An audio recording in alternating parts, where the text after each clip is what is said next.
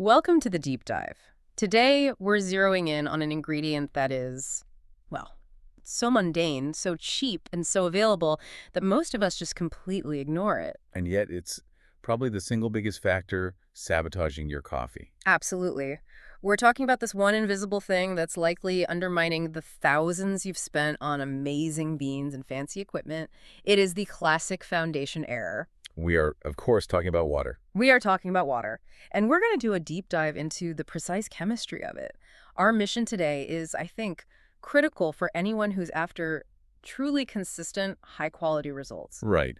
If you're chasing specific flavor notes, that hint of blueberry or a crisp citrusy taste, bad water just makes that impossible. You're flying blind. You are. If you're already being meticulous, you're measuring your grind, you're dialing in your temperature, weighing your dose, but then you pour suboptimal water in, you're just guaranteeing inconsistency. Okay, let's unpack this, because what you're describing is what we call a foundation error. You can have the best strategy in the world. You bought the top-tier grinder, you have an incredible machine, but if the infrastructure, the very foundation, is weak, the whole process just collapses. And the true magnitude of this problem really comes down to this simple idea. We call it the 98% rule. The 98% rule. Let's talk about the scale of this, because the number is just staggering when you think about it. Well, once you've brewed that cup, whether it's a pour-over or an espresso shot, it's roughly 98% water. I mean, it is the dominant component. Right. So if that 98% isn't optimized, that tiny 2% that represents the bean, it just doesn't stand a chance. So all that effort from the roaster, all your effort with the grinding and timing is basically just being suffocated. Think of it this way.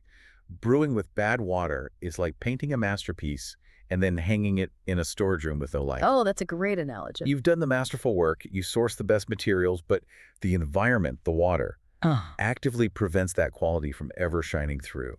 And for you, listening, this is often the easiest bottleneck to fix.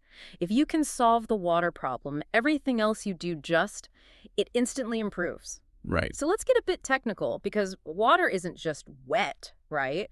It's a solvent. Its job is to pull flavor out of the coffee grounds. And its ability to do that job depends entirely on what's already dissolved in it.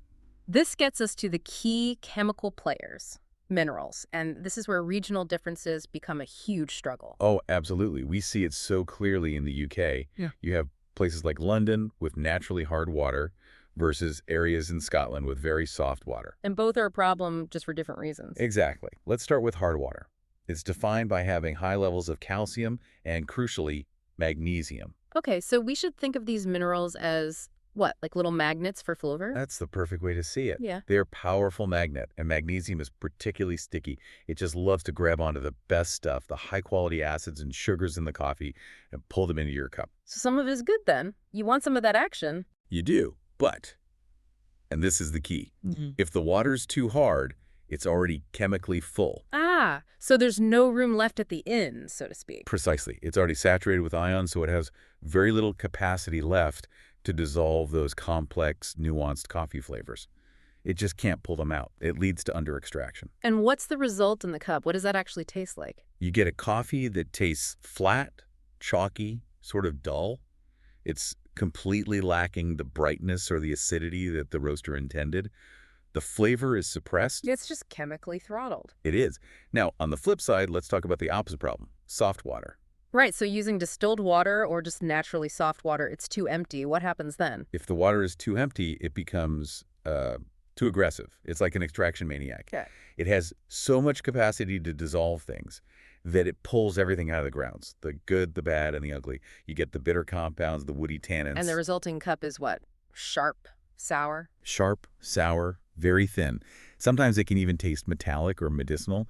It's just completely unbalanced. It's a real Goldilocks problem then. It can't be too hard, can't be too soft. Has to be just right. You're looking for that sweet spot.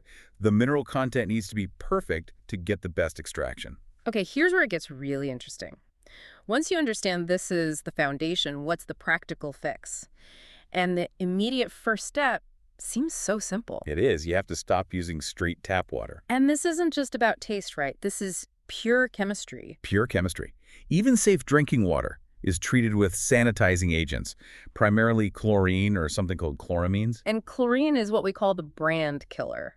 Why is it so devastating to coffee flavor? Well, chlorine has a really strong oxidizing effect. It doesn't just add a weird medicinal taste. It actually chemically reacts with the flavor compounds in your coffee. It destroys them. It strips away all the nuance. It leaves behind this sterile, almost swimming pool aftertaste.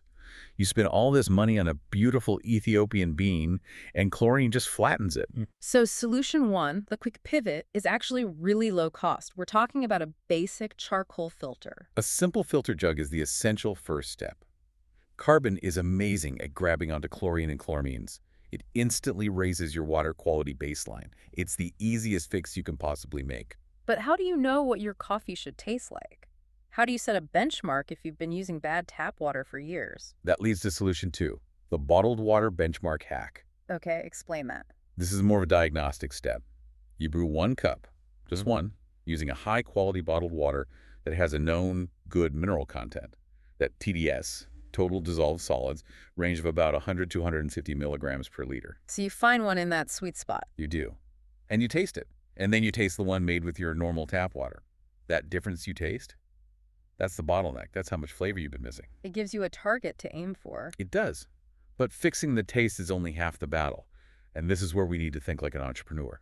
We need to talk about asset protection. You mean protecting your expensive coffee machine? Exactly.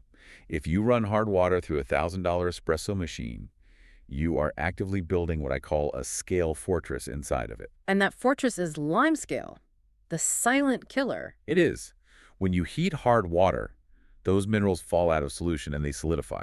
They cling to everything, especially the heating elements and the narrow pipes. And the damage is threefold, isn't it? It's not just slowing things down. No. First, you get a massive efficiency loss. Limescale is an insulator, so your machine has to work way harder just to get to temperature. That costs money and wears out parts. Okay. Second, it clogs everything, so your flow rate is inconsistent. And third, eventually, it just leads to catastrophic failure of the heating element. Filtration isn't a preference, it's an asset protection strategy. It all comes back to consistency. If your water changes every day, your coffee changes every day. And if you're aiming for a high-performance ritual, you need predictability. Not chaos, that's the goal of optimization, right? You want to remove all the variables. So that when something tastes off, you know it was your grind or your dose, not some invisible chemical problem you can't control. And for those who are truly, truly obsessive, who want total control, there is another level. You're talking about building your water from scratch. Basically, yes. Using distilled or reverse osmosis water, which is completely empty, and then adding specific mineral sachets back in. Wow. Sounds extreme, but you're creating the perfect water profile every single time. You get perfect repeatability no matter where you are in the world. This is about being the CEO of your morning. You control the beans, the grind, the temperature, and you have to control the water. Exactly. When those things align, the coffee you make actually fuels your day instead of just being a random caffeine hit. It's the difference between getting by and optimizing. So the final summary is pretty clear. Water is the silent partner. Is 98% of your final product. If you ignore it, you will eventually sabotage your flavor and your expensive equipment. Don't let your foundation be the thing that holds you back. The steps are simple. Filter your water to get rid of the brand killers. Establish your benchmark. Protect your machine. And let those beautiful beans finally do their job. Now think about the last cup of coffee you had. When you tasted it and it felt a bit dull or flat, was the coffee truly bad? Or was the water you used simply full, chemically unable to pull out the brightness that was hiding in there? This knowledge, Yeah. it really puts the power of optimization right back in your hands.